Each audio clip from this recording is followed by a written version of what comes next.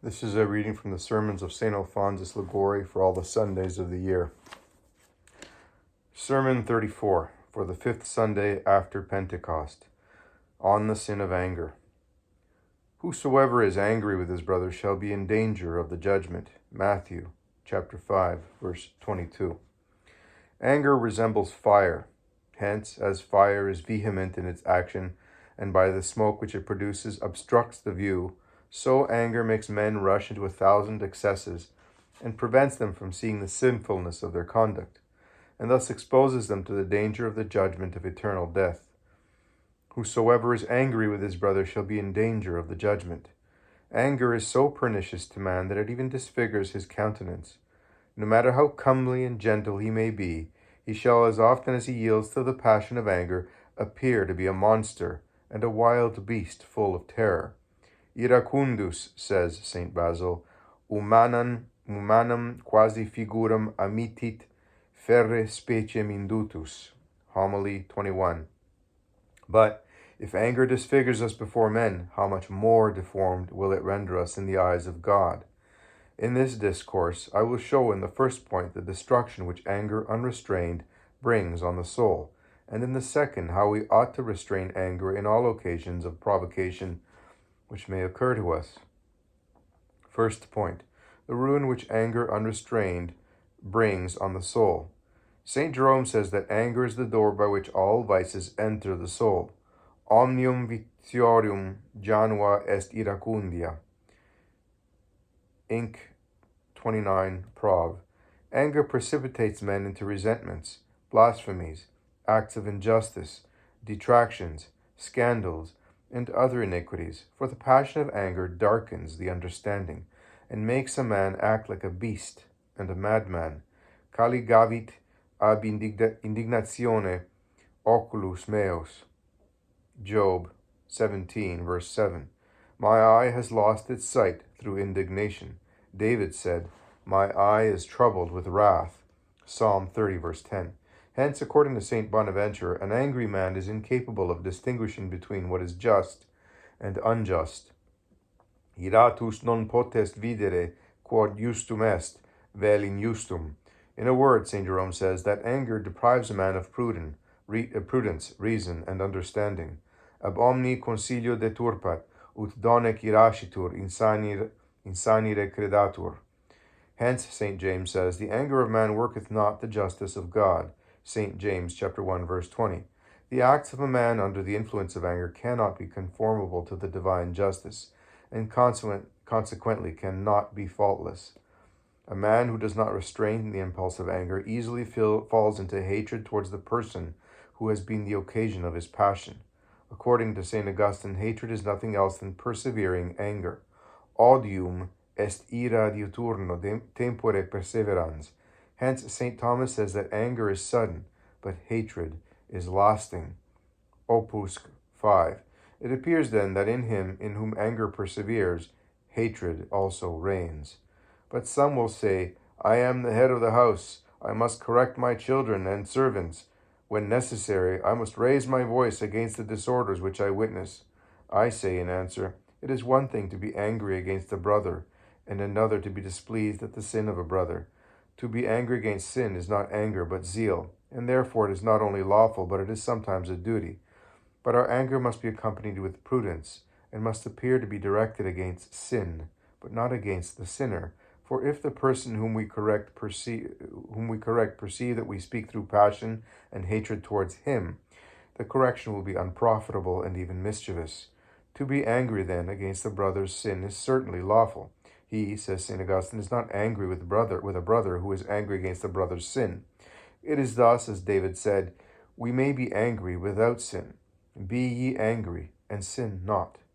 Psalm chapter 4, verse 5. But to be angry against a brother on account of the sin which he has committed is not lawful, because according to St. Augustine, we are not allowed to hate others for their vices. Nec propter vitia licet homines odisse, in Psalm 118. Hatred brings with it a desire of revenge, for according to St. Thomas, anger, when fully voluntary, is accompanied with a desire of revenge. Ira est appetitus vindicte. But you will perhaps say, if I resent such an injury, God will have pity on me because I have just grounds for resentment. Who, I ask, has told you that you have just grounds for seeking revenge? It is you, whose understanding is clouded by passions, that says so. I have already said that anger obscures the mind and takes away our reason and understanding. As long as the passion of anger lasts, you will consider your neighbor's conduct very unjust and intolerable. But when your anger shall have passed away, you shall see that his act was not so bad as it appeared to you, but through the injury be grievous, or even more grievous. God will not have compassion on you if you seek revenge. No, he says, vengeance for sins belongs not to you, but to me. And when the time shall come, I will chastise them as they deserve. Revenge is mine, and I will repay them in due time. Deuteronomy chapter 32, verse 35. If you resent an injury done to you by a neighbor, God will justly inflict vengeance on you for all the injuries you have offered to him, and particularly for taking revenge on a brother whom he commands you to pardon. He that seeketh to revenge himself shall find vengeance from the Lord. Man to man reserveth anger, and doth he seek remedy of God? He that is but flesh nourisheth anger, and doth he ask forgiveness of God? Who shall obtain pardon for his sins? Ecclesiastes chapter 28, verses 1, 3, and 5. Man, a worm of flesh, reserves anger and takes revenge on a brother. Does he afterwards dare to ask mercy of God? And who, adds the sacred writer, can obtain pardon for the iniquities of so daring a sinner? Qua fronte, says St. Augustine, I dulcentiam peccatorum obtinere poterit, qui precipienti dare veniam non acquiescit. How can he, who will not obey the command of God to pardon his neighbor, expect to obtain from God the forgiveness of his own sins? Let us implore the Lord to preserve us from yielding to any strong passion, and particularly to anger. Give me not over to a shameful and foolish mind. Ecclesiastes chapter 26, verse 6. 23, verse 6. For he that submits to such a passion is exposed to great danger of falling into grievous sin against God or his neighbor. How many, in consequence of not restraining anger, break out into horrible blasphemies against God or his saints? But at the very time that we are in a flame of indignation, God is armed with scourges. The Lord said one day to the prophet Jeremiah, What seest thou, Jeremiah? And I said, I see a rod watching. Jeremiah chapter 1, verse 11. Lord, I behold a rod watching to inflict punishment. The Lord asked him again, What seest thou? And I said, I see a boiling cauldron. Ibid, verse 13. Or chapter 5, verse 13. The boiling cauldron is the figure of a man inflamed with wrath, and threatened with the rod, that is, with the vengeance of God. Behold then the ruin which anger unrestrained brings on man. It deprives him first of the grace of God, and afterwards of corporal life. Envy and anger shorten a man's days. Ecclesiastes chapter 30, verse 26. Job says, Anger indeed killeth the foolish. Job chapter 5, verse 2. All the days of their life, persons addicted to anger are unhappy, because they are always in a tempest. But let us pass to the second point, in which I have to say many things which will assist you to overcome this vice. Second point, how we ought to restrain anger in the occasions of provocation which occur to us. In the first place, it is necessary to know that it is not possible for human weakness, in the midst of so many occasions, to be altogether free from every motion of anger. No one, as Seneca says, can be entirely exempt from this passion. Iracundia nullum genus hominum excipit. L. 3, C. 12. All our efforts must be directed to the moderation of the feelings of anger which spring up in the soul. How are they to be moderated? By meekness. This is called the virtue of the Lamb, that is, the beloved virtue of Jesus Christ, because, like a lamb, without anger or even complaint, he bore the sorrows of his passion and crucifixion. He shall be led as a sheep to the slaughter, and dumb as a lamb before his shearer, and he shall not open his mouth. Isaiah chapter 53, verse 7.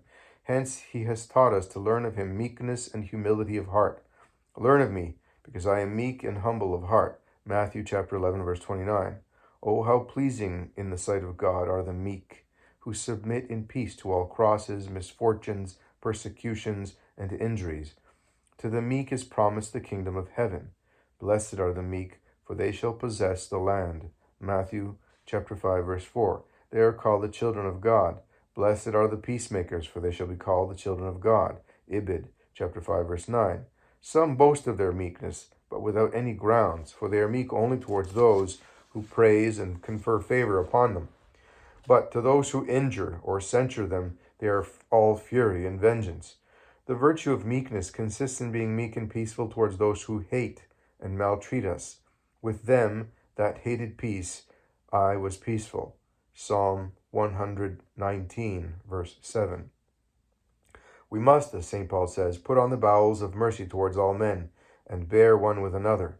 Put on ye the bowels of mercy, humility, modesty, patience, bearing with one another and forgiving one another, if any have a complaint against another. Colossians chapter 3, verse 12 and 13. You wish others to bear with your defects and to pardon your faults. You should act in the same manner towards them. Whenever then you receive an insult from a person enraged against you, remember that a mild answer breaketh wrath. Proverbs chapter 15, verse 1. A certain monk once passed through a cornfield. The owner of the field ran out and spoke to him in very offensive and injurious language. The monk humbly replied, Brother, you are right. I have done wrong. Pardon me. By this answer the husbandman was so much appeased that he instantly became calm, and even wished to follow the monk and to enter into religion. The proud make use of the humiliations they receive to increase their pride, but the humble and the meek turn the contempt and insults offered them into an occasion of advancing in humility. He, says St. Bernard, is humble, who converts humiliation into humility.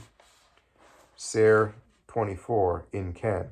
A man of meekness, says St. Chrysostom, is useful to himself and to others. The meek are useful to themselves, because, according to Father Alvarez, the time of humiliation and contempt is for them the time of merit. Hence, Jesus Christ calls his disciples happy when they shall be reviled and persecuted. Blessed are they when they shall revile you and persecute you. Matthew chapter 5, verse 11. Hence, the saints have always desired to be despised, as Jesus Christ has been despised. The meek are useful to others because, as the same St. Chrysostom says, there is nothing better calculated to draw others to God than to see a Christian meek and cheerful when he receives an injury or an insult.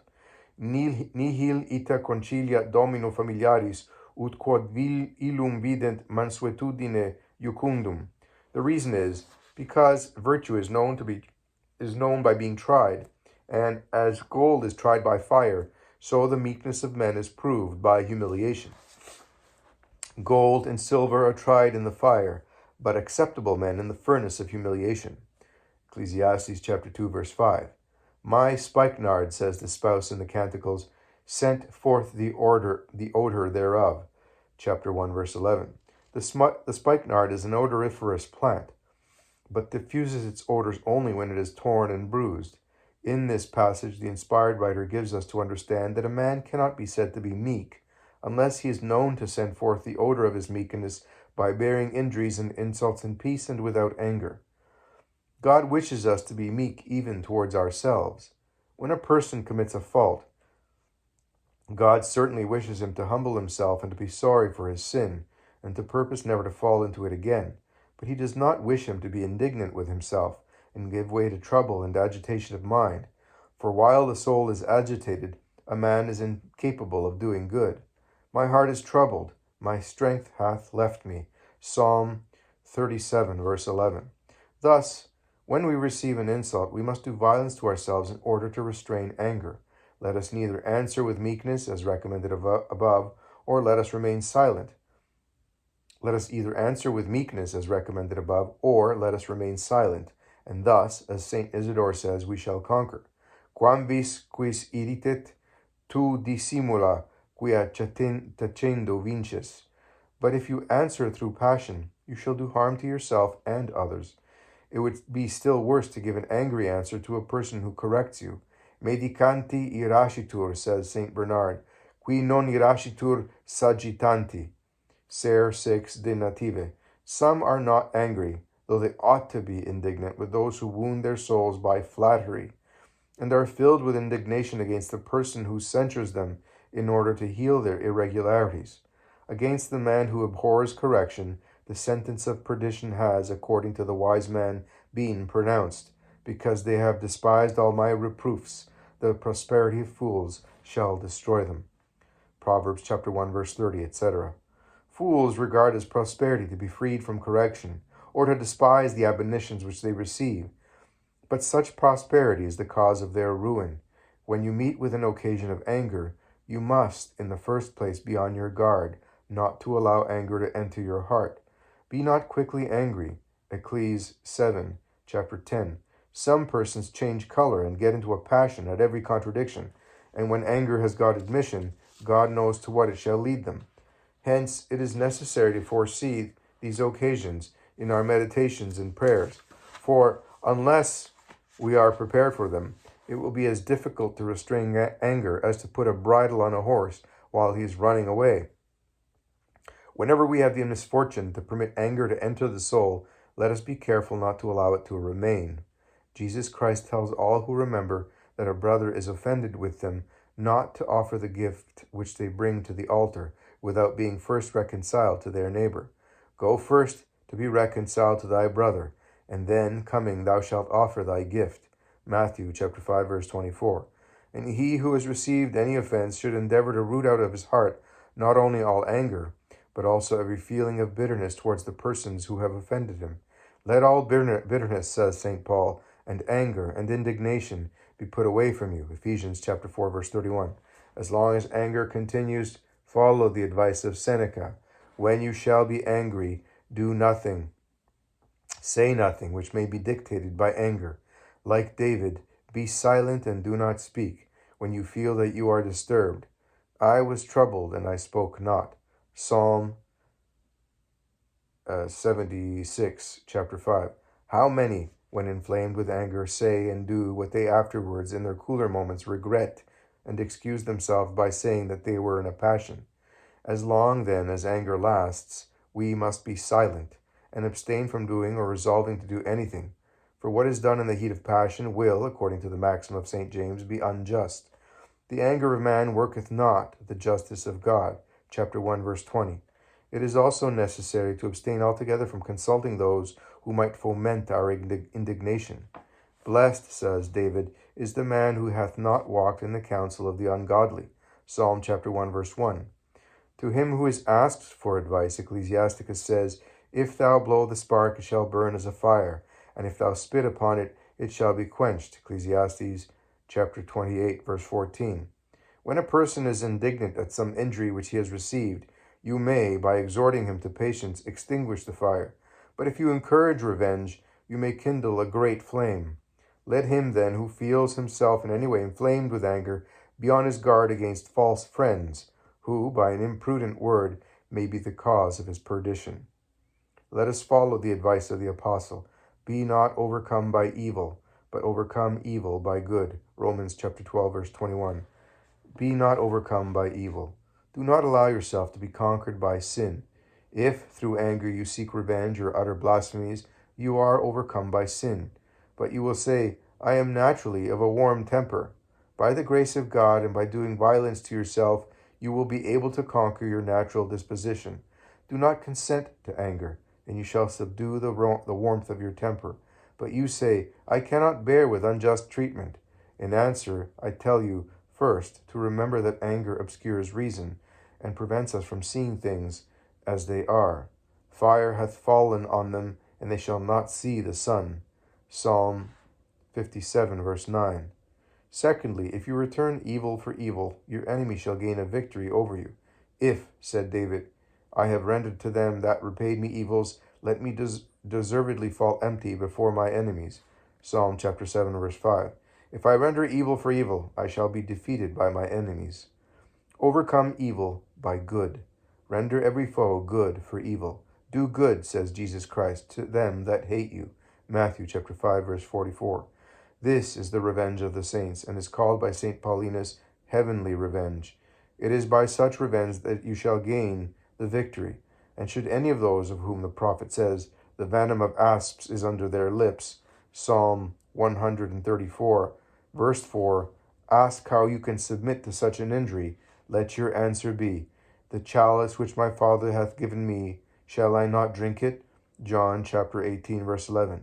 And then turning to God, you shall say, I opened not my mouth, because thou hast done it. Psalm 38, verse 10. For it is certain that every cross which befalls you comes from the Lord. Good things and evil are from God. Ecclesiastes chapter 11, verse 14. Should anyone take away your property, recover it if you can. But if you cannot, say with Job, the Lord gave, and the Lord hath taken away. Chapter 1, verse 21. A certain philosopher who lost some of his goods in a storm said, If I have lost my goods, I will not lose my peace. And do you say, If I have lost my property, I will not lose my soul? In fine, when we meet with crosses, persecutions, and injuries, let us turn to God, who commands us to bear them with patience, and thus we shall always avoid anger. Remember the fear of God, and be not angry with thy neighbor. Ecclesiastes chapter 28, verse 28, verse 8. Let us give a look at the will of God, which disposes things in this manner for our merit, and anger shall cease. Let us give a look at Jesus crucified, and we shall not have courage to complain. Saint Eleazar, being asked by his spouse how he bore so many injuries without yielding to anger, answered, I turned to Jesus Christ, and thus I preserved my peace. Finally, let us give a glance at our sins, for which we have deserved far greater contempt and chastisement, and we shall calmly submit to all evils. St. Augustine says that though we are sometimes innocent of a crime for which we are persecuted, we are nevertheless guilty of other sins which merit greater punishment than that which we endure. Esto non habemus peccatum, quod obgiscitur habemus tamen, quod digne in nobis flagelletur. In Psalm 68.